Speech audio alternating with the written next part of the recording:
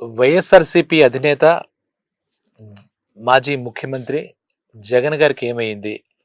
ఈ సందేహం పలుమార్లు తెలుగు ప్రజలందరికీ కలుగుతోంది. దానికి కారణం ఏంటంటే, ఈ మొన్నటి ఫలితాలు, అలాగే ఓటమి ఆయన ఇంకా జీర్ణించుకోలేకపోతున్నారా? లేదు అంటే ఒక రకమైన డిప్రెషన్, ఫ్రస్ట్రేషన్ అని చెప్తూ ఉంటాం కదా! అదా? లేదంటే ఆయనకి స్వతసిద్ధంగా ఉండే ఆయన కోణాలు అంటే మొండితనం, మూర్ఖత్వం ఇవన్నీ మళ్ళీ బయటకొస్తున్నాయా? అంటే బయటికి రావడానికి ఎప్పుడూ అలాగే ఉంటుంది కాబట్టి, లేదంటే ఇప్పుడు కూటమిలో ఉన్న ప్రభుత్వాన్ని ఇరకాటం పెట్టాలి అని ఇవన్నీ ఇప్పుడు జరుగుతున్న సంఘటనలన్నీ వ్యూహాలుగా అనుకోవాలా? అసలు నిజంగా వైఎస్ఆర్‌సీపీ లీడర్స్‌లోను, క్యాడర్స్‌లోను సరికొత్త ఉత్తేజం తీసుకురావాలన్న అంటే పార్టీని మళ్ళా గాడిలో పెట్టాలన్న సంకల్పమా? ఏదైనా అనుకోవచ్చు.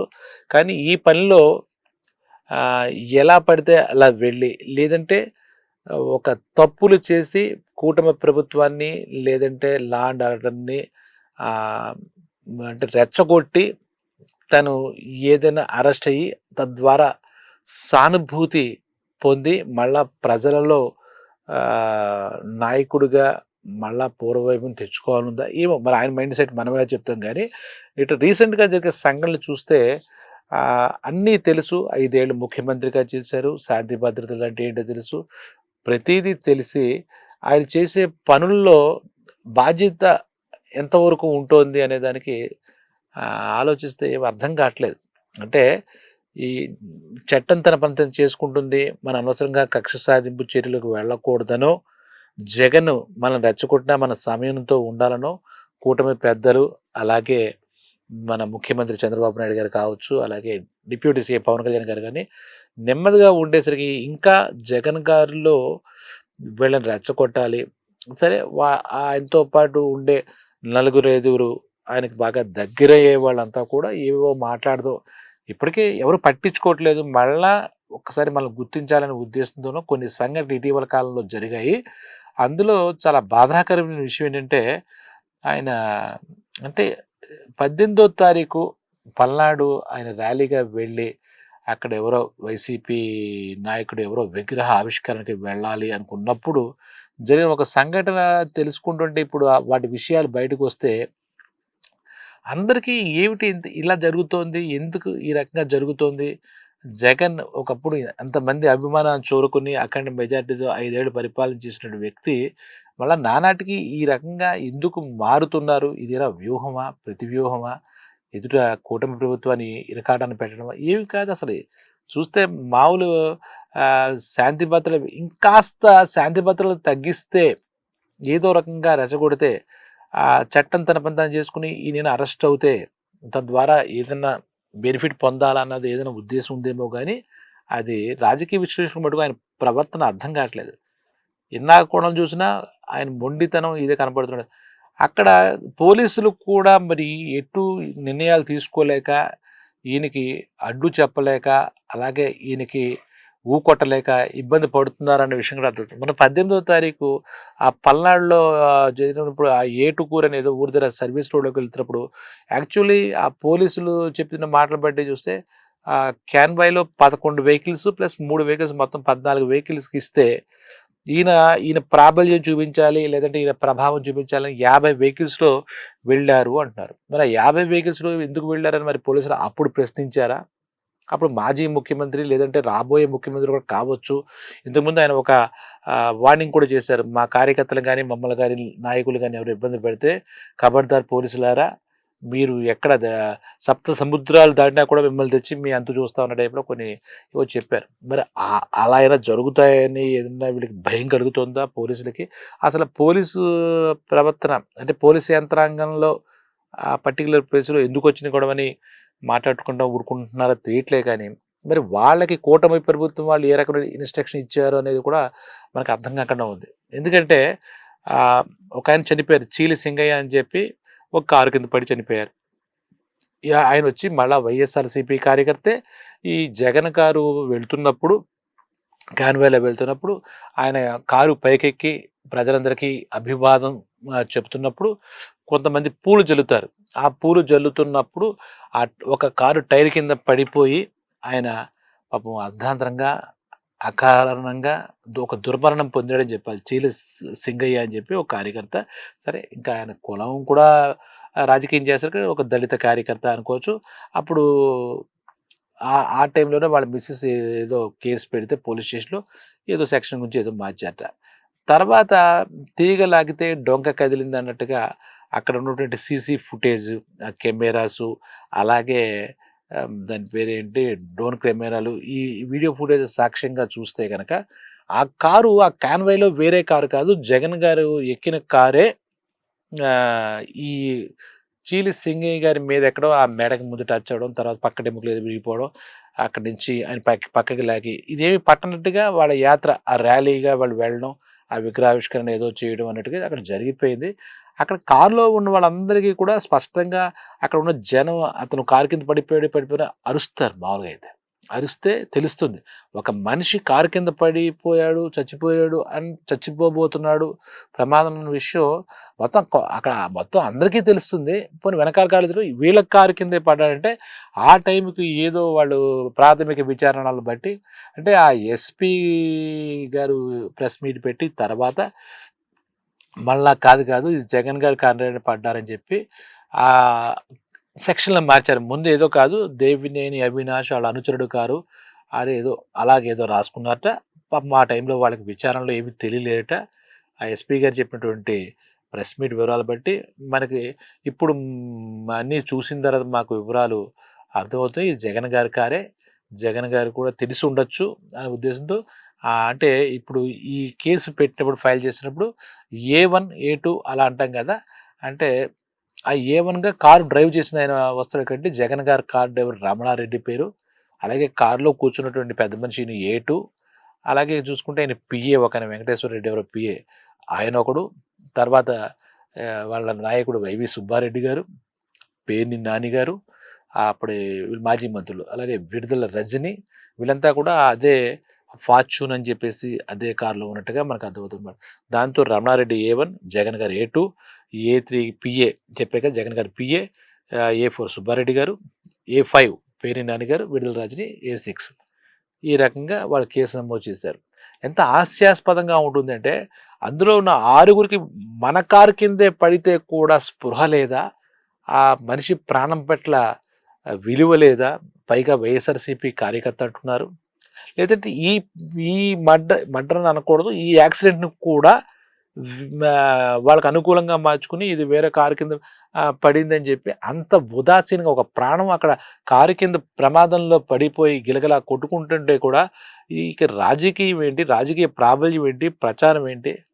అసలు అర్థం కావట్లేదు. ఎవరో పోలీసులు చెప్పడం. ఈ పోలీసులు కూడా ప్రాథమిక విచారణ అంటారు. ఏదో ముందు చేసుకోవడం 18 అంటే ఈరోజు 23 అంటే 5 రోజులు గడిచిన తర్వాత మళ్ళా దీని మీద విచారణ చేయండి అది ఇది అని చెప్పి అన్నీ చెప్పి అందరూ చేస్తుంటే ఈయన కార్యం చేస్తుంది. ఇప్పుడు ఏ2గా ఏది ఏమైనా కూడా జగన్ గారు ఒక స్వీయ నియంత్రణ గాని, స్వీయ పరిశీలన గాని సొంతంగా మనం అయ్యో! అని బాధన గాని ఏదో మరి ఆ టైంలో మరి ఏదైనా ఎక్స్‌గ్రేషియో ఏదో 10,00,000 ప్రకటించినట్టుగా ఎక్కడో చదివాను.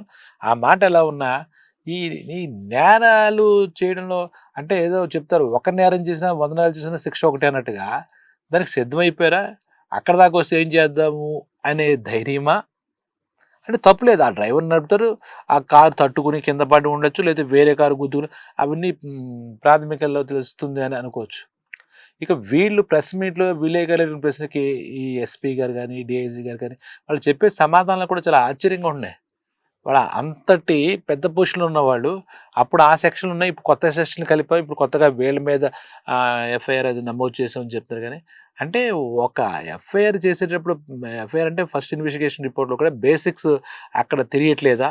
ఒక మనిషి అలా ప్రమాదంలో ఒక కారు చక్రం కింద ఆ మెడ నలిగిపోయి, పక్కటెముకలు విరిగిపోయి పక్కకెళ్తే వాళ్ళు 108 ఏదో పిలిచి అందులో ఎక్కిస్తూ ఉంటే అప్పుడే పోయాడని చెప్పి అలాంటిది వస్తే అంతలాగా మనం ఎలా తీసుకెళ్తాం? ఒక కుక్కో, పిల్లో చచ్చిపోతేనే కారు కింద పడి అయ్యో! అనుకుంటాం కదా! ఒక మనిషి అందులో అభిమానించే వ్యక్తి. దీన్ని ఎందుకు ఈ మరి ఎస్పీ జనం అందరూ ఇప్పటికే చాలామంది పబ్లిక్ కూడా, పబ్లిక్ కూడా ఏంటి గవర్నమెంట్ సరైన చర్యలు తీసుకోవడం, అది అన్ని పక్కన పెడదాం. ఇది యాక్సిడెంట్ అనుకుందాం. జగన్ గారికి అది తెలీదా? ఇప్పుడు కొత్త సెక్షన్‌లు, ఈ ఫుటేజ్‌లు మన కారు కింద పడే వ్యక్తి చనిపోయాడనే విషయం కారులో ఉన్న వాళ్ళకి తెలియకపోవడం అంటే, అది మరి దురదృష్టమేనా అనుకోవాలి, వీళ్ళ దురహంకారమేనా అనుకోవాలి, ఆ ప్రాణం చాలా చీప్ పోయినవాడు అనుకోవాలి, ఏదనుకోవాలి. ఇప్పుడు ఈ పోలీసులంటే మరి ఎందుకు, మరి వాళ్ళ మీద నమ్మకం వాళ్ళకి జనాల్లో మరి ఎందుకు ఇంకా పలచనైపోరు? అంతకుముందు మరి వేరే కారు అన్నారు కదా అంటే, ఇంకా అప్పటికి మాకు ప్రతిదానికి అప్పటికి మాకు ఇంకా విచారణ పూర్తి కాలేదు కానీ విచారణలో నిజాలు వెల్లడవుతున్నాయి. మరి విచారణ వెళ్ళినప్పుడు అదేదో మాకు తెలియదని అప్పుడే చెప్పొచ్చుగా. ఏదో దేవినేని అవినాష్ వాళ్ళ అనుచరుడు కారు ఇచ్చారు. ఇవన్నీ ఎందుకు? తర్వాత ఇప్పుడు చూసిన తర్వాత ఈ జగన్ గారి కారు అని తెలిసింది. ఏమనగా రమణారెడ్డి గారిని మళ్ళీ బుక్ చేసి కొత్త సెక్షన్‌లు కలిపామని, తర్వాత తెలియబోతుందని. ఇవన్నీ చాలా అన్యాయంగా ఉన్నాయన్నమాట. అసలా విగ్రహావిష్కరణ ఏదో ఉంది. అంటే తెలుగుదేశం వాళ్ళో లేదా ఒక వర్గం వాళ్ళో ఆయన బెట్టింగ్స్‌లో ఎన్నికల్లో గాని, వాటిలో గాని పందాల్లో ఆయన వైఎస్ఆర్‌సీపీ కార్యకర్త అవ్వచ్చు, అనుచరుడు కావచ్చు, ఇది కావచ్చు. బెట్టింగ్స్ ఎక్కువ వేసి పూర్తిగా నష్టపోయి ఆత్మహత్య చేసుకున్నటువంటి వ్యక్తి. ఆయనకి విగ్రహం పెట్టారు. ఆ విగ్రహావిష్కరణకి వైఎస్ఆర్ నేత కాబట్టి ఆయన వెళ్లి విగ్రహావిష్కరణ చేస్తున్నారని చెప్పి అదొక మాటొచ్చింది. మరి పోలీసుల అనుమతికి విరుద్ధంగా 50 మంది వెళ్తున్నప్పుడు మరి అడ్డుకోవాలి కదా పోలీసులన్న. దానికి కూడా మళ్ళా ప్రభుత్వ యంత్రాంగం నుంచి పర్మిషన్‌లు అక్కర్లే కదా!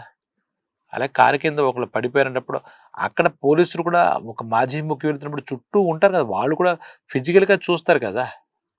ఎస్కార్ట్‌గా వెళ్తూ ఉంటారు. ఇలా చేస్తారు. 50 వెహికల్స్ అయితే వెళ్ళాయి. మేము 11+3 14కి ఇచ్చామని చెప్పినప్పుడు మరి అక్కడ వాళ్ళు ఇచ్చిన అనుమతిని అవతల వాళ్ళు దాన్ని పట్టించుకోలేదనే కదా అర్థం. చాలా అన్యాయం ఇది. ఏదైనా ఆహ్, ఏమైందంటే మనకి ఏ1 అయితే ఏంటి, ఏ2 అయితే ఏదో టాప్ 3లో మనమే ఉన్నట్టుగా ఉన్నట్టున్నారు మాజీ ముఖ్యమంత్రి. ఏ1 టు ఏ10 నేనే ఎక్కడొక్కడ ఉంటానన్నట్టుగా ఉన్నారనిపిస్తుంది. చాలా తప్పది. ఎందుకంటే ప్రజలు శాంతి భద్రతలు అలాగే ప్రజల రక్షణ మాజీ ముఖ్యమంత్రిగా కానీ, ఒక ఎమ్మెల్యే గాని, అందులో ఉన్నటువంటి వాళ్ళందరూ కూడా ఎమ్మెల్యేలు గాను, మాజీ మంత్రులు గాను పెద్ద పెద్ద పదవులు చూసి వచ్చినోళ్ళు 5 ఏళ్ల పాటు. వెళ్ళొచ్చు ఏదైనా కానీ. అక్కడ ఏంటి? ఎవరి మీద పెడతాం ఇప్పుడిది? ఆయన చావుకి ఎవరు కారణం? సింగయ్య చావుకి ఎవరు కారణం? చెప్పండి. ఒక పొద్దున ఏదో ఎవరో వాళ్ళ లోకల్ నాయకుడు పిలవడం మీద ఈ జగన్ గారి ఈ విగ్రహావిష్కరణకి వెళ్తుంటే ర్యాలీకి ఆయన కూడా తీసుకొచ్చి ఉంటాడు, లేదా ఆయనే వచ్చాడు. ఉత్సాహంగా వచ్చుంటాడు. ఆ ఉత్సాహంగా వచ్చిన వాడివి కి ఉసురు తీసేసినట్టు అయిపోలే? ఆ కుటుంబం ఎంత బాధ ఉండేది? ఎన్ని లక్షలు ఇచ్చినా సింగయ్య బతికొస్తాడా? అంటే మనకి ఆ ర్యాలీలో ఎంత స్పీడ్‌గా ఎళ్తారు? జనం అడ్డుపడతారు. ఇంతకుముందు చాలా ర్యాలీలు చేసిన వాళ్ళే కదా!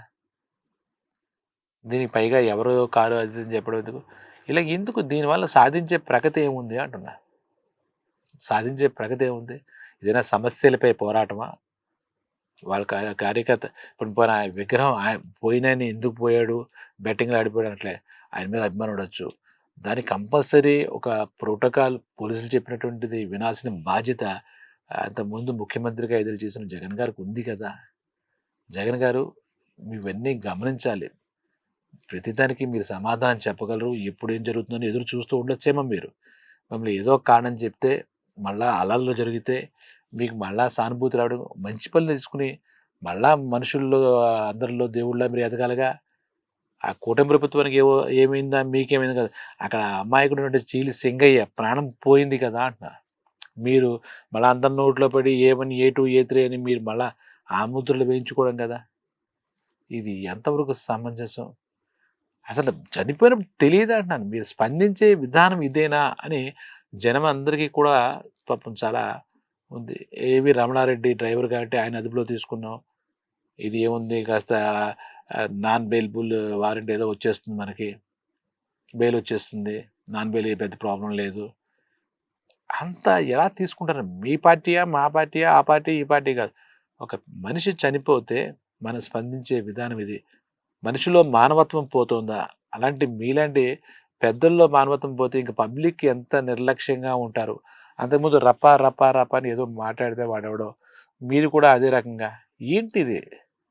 కొంచెం, కొంచెమైనా మనం మీరు అందరికి అంటే రాజుగా చేశారు ఇంతకుముందు ముఖ్యమంత్రి అందరికీ ఈ 5,00,00,000 సుమారు ఆంధ్రకి ముఖ్యమంత్రిగా 5 ఏళ్ల పాటు చేశారంటే మిమ్మల్ని అందరూ అనుకరిస్తారు.